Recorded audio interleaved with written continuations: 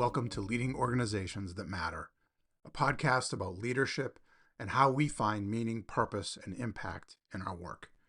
I'm your host, Ray Spadoni, and today's topic is Faith in Fashion? An interview with Pray.com's co-founder, Matthew Potter. This is perhaps something a bit different for this podcast, a discussion about faith. Though what is not so different is that I have covered topics associated with the importance of being integrated, whole, and true. Leadership, meaning, purpose, and impact are what we do talk about here. And oftentimes that gets into issues of deeply held personal values. I haven't, at this point, directly considered the topic of faith, but frankly, that feels like a bit of a hollow distinction and unnecessary compartmentalization. So today we pierce the wall and get into it with one of the founders of Pray.com, which is a major player in the growing faith-based realm of apps, media, and it seems cultural acceptability. Matthew's story is fascinating, so I'll let him tell it.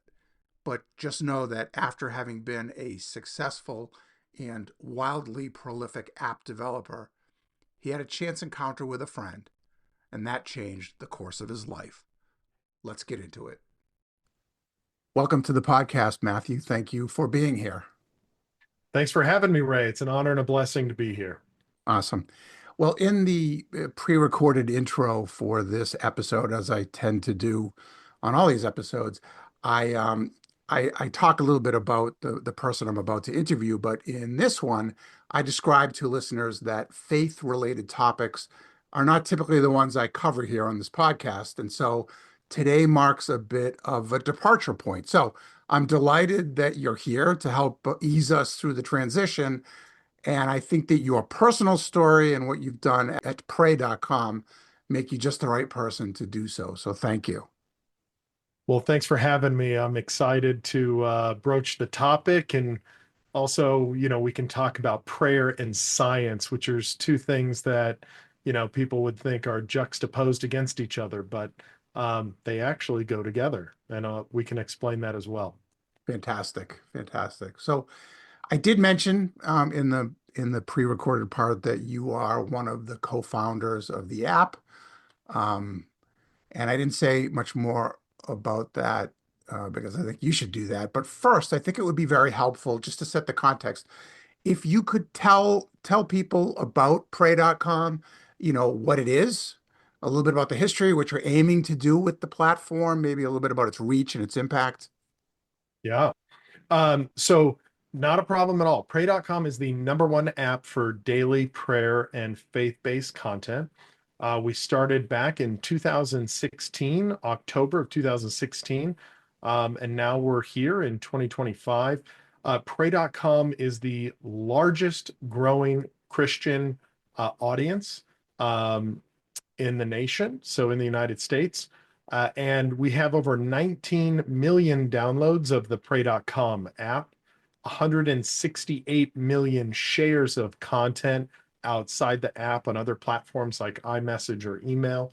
And then we've just crossed 3 billion listening minutes of content, which I'm told is over 1,700 years of content consumption. Pretty crazy. And then we launched some podcasts last year. So in the last 18 months, we've had about 200 million downloads of Pray.com's podcasts. Congratulations. That's quite impressive. Thank you very much. Yeah, it's exciting to see what God's done assembling, an Avengers team of people from companies, some of the greatest companies in Silicon Valley, to be able to build this platform for Christian people or people who are curious about the Bible, curious about their faith or where they're going when they die, and all the big meaty topics, right? So that's great. I'm sure we'll come back to Pray.com, to the app. But let's talk a little bit about you. I'm curious if you don't mind sharing your journey, especially as it comes to bringing you to this point, the founding Yeah. of the app, and what was it that brought you to that? So for me, it all started with a 15-year-old girl who was walking down the street. She was actually going to an abortion clinic. She was 15 and she was pregnant. She's about 8 months pregnant, going to this abortion clinic. And on her way there, she was feeling a little guilty and she saw a church and she stopped in at the church to ask the pastor for some advice on the biggest decision she was making in her life up to that point.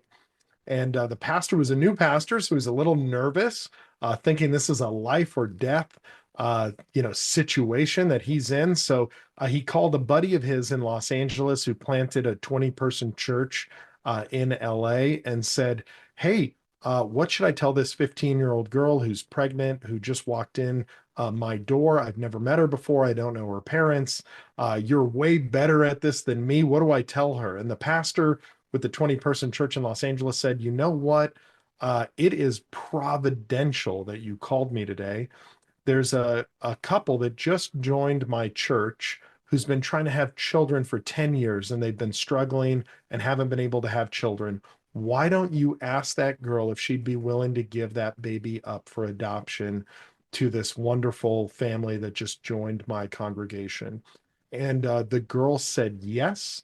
And I was the baby the girl brought into the church, and I got adopted because of these two pastors that were friends. Huh, wow. So yeah, pretty remarkable what God did in my life. And then my dad became the head elder of this 20-person church, helping the pastor grow it to one of the largest churches in Los Angeles today. It's a non-denominational, just Bible preaching church. No frills, no thrills, just, the word. And yeah, so I grew up in church with my pastor being like a second dad to me, and went to high school at a local high school here in Southern California. And strangely, I got the very unique opportunity to go up to Pixar, a new startup that was making animated movies. And while I was there, I got to, in a chance meeting, I got to meet Steve Jobs. And I didn't know this when I was there, but Steve Jobs is also adopted and he super inspired me to get into technology. Being adopted, my adopted family, everyone was great at sports. I was like a baby giraffe on the football field or the baseball field, and I was better with computers. So when Steve Jobs is telling you should get into computers, I really looked into it Hmm. and it was super fun. And so my senior year of college, which I don't recommend, Steve Jobs launched the App Store and I dropped out of school and I knew that's what I wanted to do. I just dove in with both feet. Um, so I started a company called Homestack. We build technology for real estate companies, specifically apps. And so I built Homestack over a decade with my co-founder, Will, who's an incredible guy. Will is now the CEO of Homestack. And so while at Homestack, we built over 8,000 apps in the App Store for some of the major real estate companies in the United States, including Coldwell Banker, Century 21, Sotheby's, many, many more, Pinnacle Estate Properties, and a few others. And so it was super fun. We were doing great things. People were happy. We were helping people find their dream home. But for some reason, I had reached my goals and I was coming to work every day just feeling empty inside, like I had lost my purpose. I reached this weird point in my life where I hit the goals that I wanted to hit. We had done very well. And I just wanted to help and give back. So I called my pastor. I asked him how I could help and give back. And he said, "Well, why don't you be a campus pastor?" And I knew that wasn't right for me. I'm an introverted tech entrepreneur who didn't go to seminary. And so I just said, I'll pray about it. And the next day, I ran into my good buddy, Steve Gattina, at a coffee shop. And Steve went to USC, played football, won a Rose Bowl under Pete Carroll, started a media company where he built out the YouTube channels for Red Bull, Marriott Hotels, Herbalife, several others. He sold that company and became the 29-year-old CEO of the world's largest aerial production company with 40 aircraft, helicopters, planes, and jets. He was filming all the major motion pictures. So Italian Job, Maverick, Jurassic World, all the Apple TV backgrounds. And in the building of that company, Steve's business partner died in a plane crash. And it was tragic. They were filming the movie American Made with Tom Cruise. And when they were filming the movie, Steve's business partner died in that plane crash. But that's how Steve got the idea to start Pray.com, was because a former Navy SEAL gave him an audio sermon from a pastor to help him during that time of tragedy in his life. And Steve said, why does the digital destination for Christians not exist? We have the digital destination for sports, ESPN. And the very next day, Steve and I are at this coffee shop, and I had built apps and he had built media. And he told me about Pray.com. And I said, Steve, I'll help you. I'll do it for free. And so Steve and I linked up. We have our other two co-founders, Ryan and Mike, and we went out and started Pray.com in October of 2016. So that's how I got to Pray. Wow. Well, thank you for sharing that. It wasn't a straight line from the start to where you are today, but it rarely ever is. And there are a lot of things that happened in your life that obviously contributed to founding this, based on the idea of a friend who was facing a tragedy, a personal tragedy, and a very sad event. But as is the case, some real good has come from it. That's right. You mentioned up front the growth and popularity of the platform, and it seems that there are some other faith-based platforms out there. There's the movie The Chosen, which is being heavily marketed, and there's a King of Kings, an animated movie is coming out, to be released, I think, in a week or so. What's happening in the culture is faith becoming cool? And then let me stack the question a little bit by asking, do you feel that apps like Pray.com are helping to drive the culture, or has the culture been shifting for other reasons and you've really been in the right place at the right time? Yeah, I think it's both. There are, you can't build platforms like Pray.com or TV shows like The Chosen if there isn't a hunger for people to want to consume that content and want to use an app like Pray.com. So I think what's interesting is, if you look at church attendance, right? It's been going down over time, and big media would have us thinking that church attendance is directly correlative to how pious, how devoted people are to their faith in America. But it's interesting to see that faith content consumption and app downloads is actually up 52% over the last 24 months. And I would say that as a culture, we swung the pendulum outside of faith and kind of going against our original parents and grandparents' beliefs a little bit. And now the subculture has become orthodoxy, has become going back to church, has become listening to the Bible and reading the Bible and listening to the principles of the Bible and family and all that good stuff. So it's funny to see that the pendulum swung and now it's swinging back, and the subculture, it has become cool again to be orthodox, right? Like I was in a conference actually up in San Francisco, and with several large investor firms and different people, and all of them were going to church or becoming orthodox. Like it's becoming cool again. It's really interesting to see. Now church attendance is declining. That is something that's happening, but so are attendance to movie theaters and physical locations, because now we have everything coming right here. There's more smartphones on planet Earth than toothbrushes. So everything comes to us now. A sandwich, a car, you can order. I bought a Tesla and I did it right on my phone. I didn't even talk to anybody. Who would have thought, right? When I was building Homestack, we did mortgages so that you could do your whole mortgage on a phone. Who would have thought 20 years ago you wouldn't have to sign a wet signature on the largest purchase of your life, and you could do it with your finger on your phone. So, I think we're having that pendulum swing where everything is becoming more digital. And I'm not saying that it is a replacement for community and for going to church. I'm a big believer in that, huge believer in that.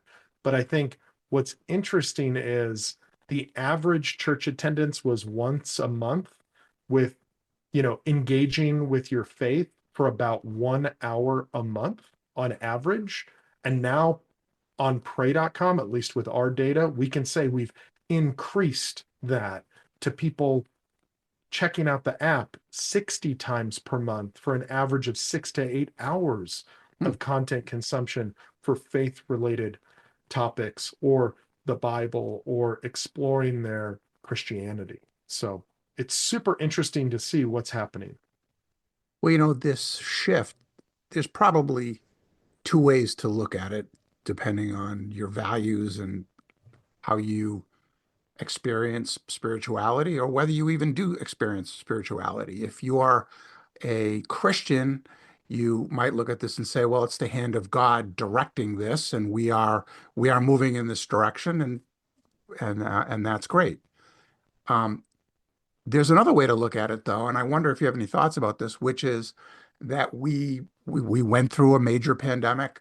There's lots of evidence that mental health issues are coming to the fore, that there's a great deal of depression and anxiety and so forth.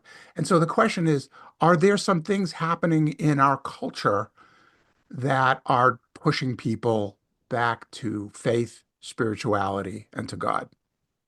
Absolutely. And we don't even know the major ramifications of what COVID has done to our society, to people's mental health in the long term, right? And it's going to be really interesting to, hindsight's always 2020 looking back, right? So we'll see what 2020 really did to us as a culture. So absolutely, I think culture is driving and headed towards these things. But I think it's also interesting that when dealing with mental health and mental health related issues, people are turning to faith. I think that's kind of overlooked that faith has a massive component to play in that. And we're seeing that in our research. So we have a PhD scientist research team at pray.com with our lead researcher being Dr. Bree Laird. And we are doing clinical trials and cross-sectional studies to show how prayer and interacting with digital related Christian content is lowering mental health symptoms that people are experiencing. It's lowering anxiety, it's lowering depression, it's lowering hopelessness, some of these things by engaging with your faith.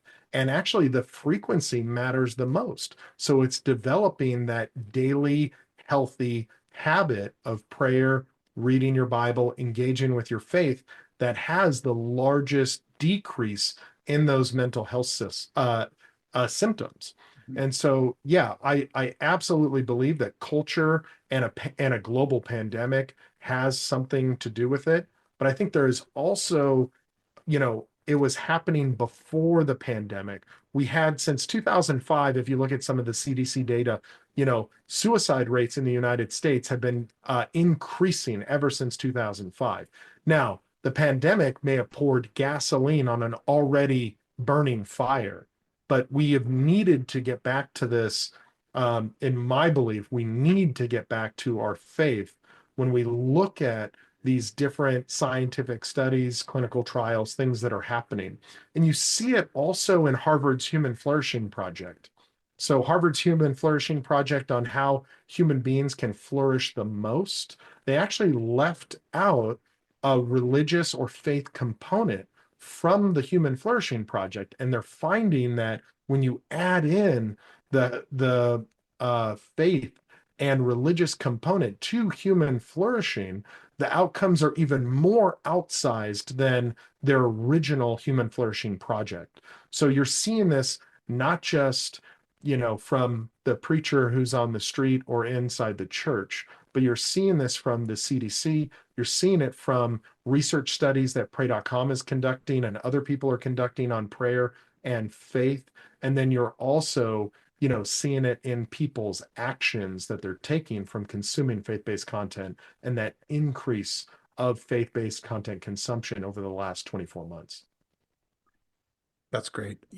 I guess I'd say I'm not surprised to hear um, about the impact, based on the fact that I've seen a number of studies on the relationship of a hospital or a healthcare system's investment in chaplaincy services on Yep. outcomes, wellness, and the data is pretty compelling there. I'm glad that you're investing in research and data, and it sounds as though that's a commitment you've made and a priority. Yeah, absolutely. We're working with several different universities and their research teams to conduct these clinical trials, cross-sectional studies. And I'm not the scientist, but I know a little bit. I know enough to be dangerous of all the things that we're doing.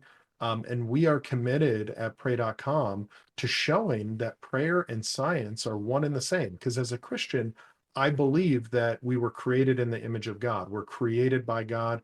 We're created in the image of God. So wouldn't it make sense as a Christian that if we prayed and connected with our Creator, connected with God, that that would have a scientific outcome on our physical human bodies and our mental health? And so we're seeing that actually take place right now from some of the studies that we're conducting.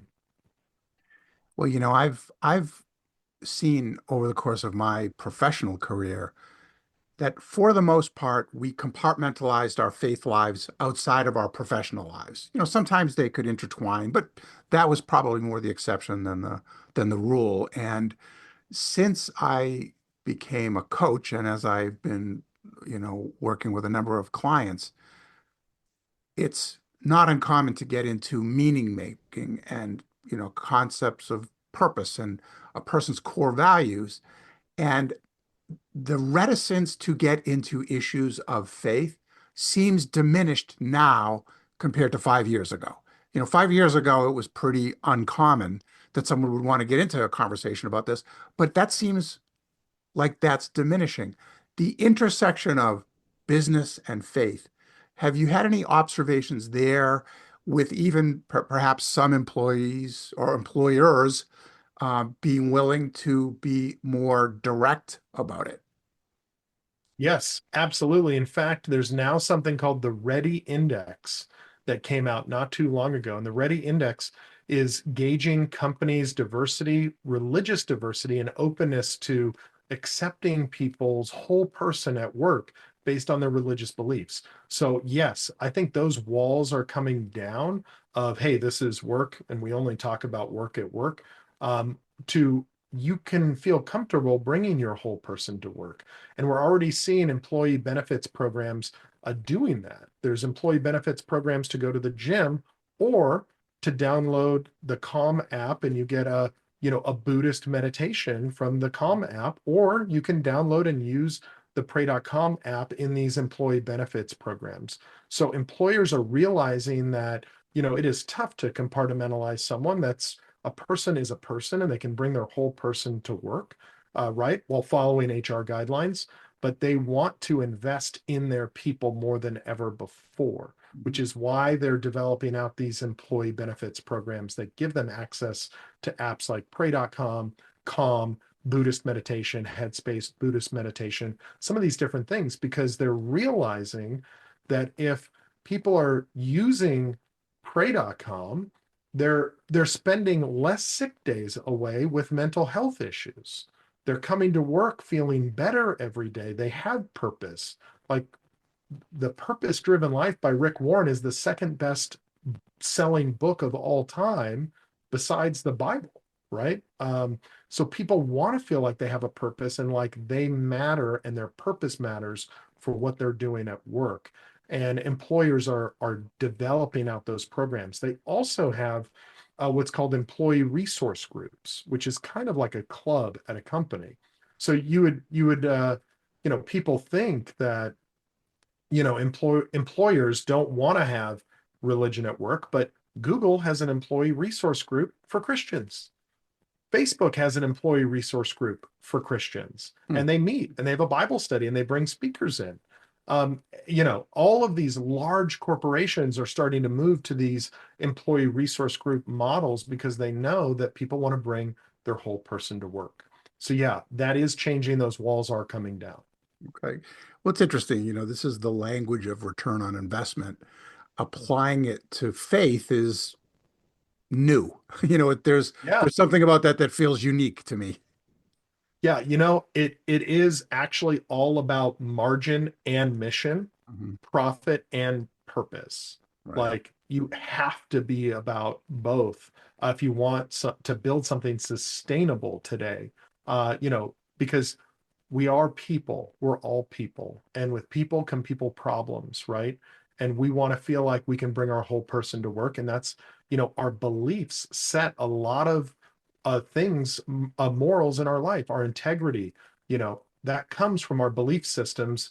And for Christians, those belief systems foundations are in the Bible. And so employers are recognizing that and they're realizing, hey, we should have these groups and these things set aside for people of faith. Well, given what you do, given the purpose of the app and the platform and your path to its creation, it's not a stretch to say there's a ministry here, but it's a business. And so I wonder if you Yeah. could talk a little bit about the interplay or maybe at times potentially the conflict between, the fact that you've got financial expectations, growth expectations, perhaps there's, return expectations with the fact that this is faith and there is a ministry dimension. Yeah, that's a great question. And at pray.com, that is what we preach, every day is margin and mission, profit and purpose. And as long as you set the foundation of your organization, your company, as we are going to serve the customer, which is what the very best companies in the world do. They're obsessed with the customer, they serve the customer, overserve the customer, and our customer is Christian people and people who are curious about their faith. And so we've already aligned the objectives perfectly, right? So, we when we make a business decision, sometimes we may make a business decision that doesn't make sense in the short term, but we're making long-term business decisions to focus and be obsessed with that customer and helping that customer. And the customer is those people of faith. So if they're using the app and our business goals are aligned with the customer's goals, then we'll always make the right decision for the customer. And those things will be aligned instead of juxtaposed. Is that ever challenging, or have you found that that alignment has been something you've been able to achieve and maintain? Yeah, it does get called into question, uh, you know, always, right? And we always need to be looking at and auditing our decision-making processes and how we do things and our internal processes, meeting rhythms, all those good things. So it does get called into question and it does get tested, but overwhelmingly after those tests, it comes back to, are we aligned and obsessed with our purpose, our mission, and with the customer's purpose and mission? And every time we overserve the customer and do what's right for the customer, then the business part ends up working itself out. Artificial intelligence. Can we talk a little bit about how you feel that may impact your business, your platform? How is it affecting the culture as it relates to faith? And, is this impacting ministry? Yes. So there's a lot of things to talk about with artificial intelligence, and for us, it's not a secret. We just did a very large press release with Palantir and the CEO over there, Alex. We are utilizing AI in every aspect of Pray.com, almost every aspect, Hmm. minus the actual content creation. But we are using AI in every facet of the business, and it's helping us be more efficient, being a better fiduciary of the stewardship of the resources that we have, but it's also creating a better experience for our customers and for the churches and leaders that utilize our platform. So, AI, just like any other new technology, can be used for good and can be used for evil, right? Um, any new technology you look at, nuclear technology, can be used for good, can be used for evil. Nanotechnology, biotechnology, right? Everything can be used for good or for evil. So it's my belief that if people are not using it for good, evil will overcome. And so we need to utilize AI technology for good. And the way that that looks like at pray.com and how we utilize it is, it helps us create incredible cinematic audio, incredible animated series that we can create now at a more efficient price point. Um, it helps us customize and personalize content and content series for people and helps change those paths over time. With the AI technology, it can serve up. If you've ever felt like someone, when you were in a large group, was talking directly to you, that's what AI technology can do through a platform like pray.com. If you're dealing with a mental health issue, it can recommend content for that issue until it sees results of it being resolved or as it is resolving in your life. So AI can do so many incredible things. Now, is it going to be used for evil? 100%. There's cults in Silicon Valley of people who worship AI right now. Wow.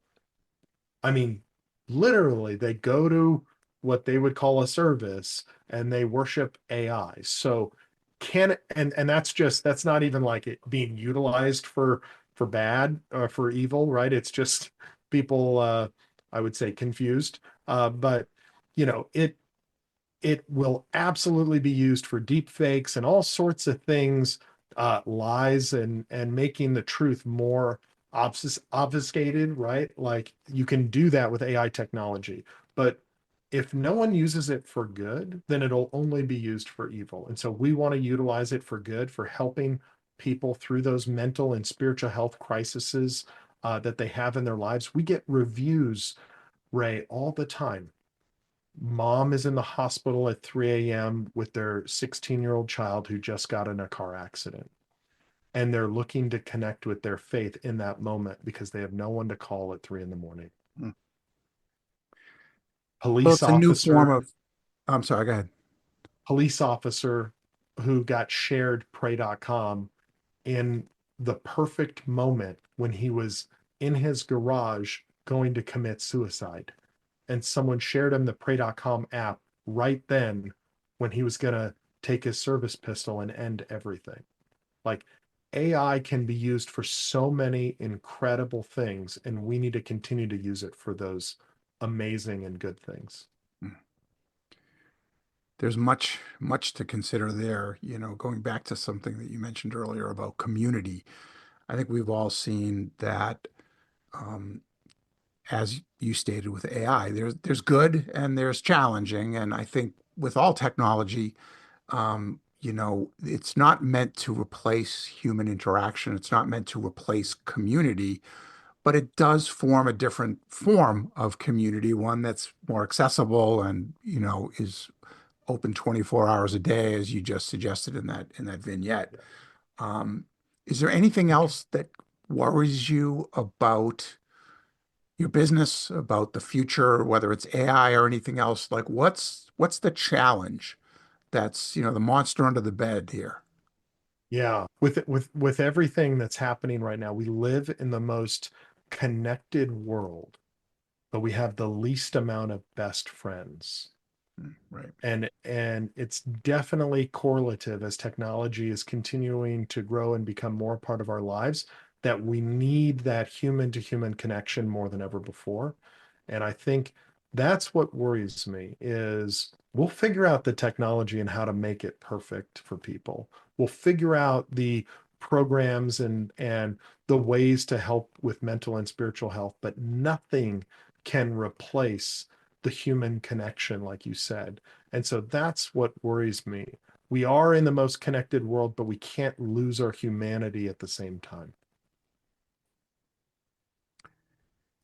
Yes, that's probably a powerful point to conclude on, Matthew.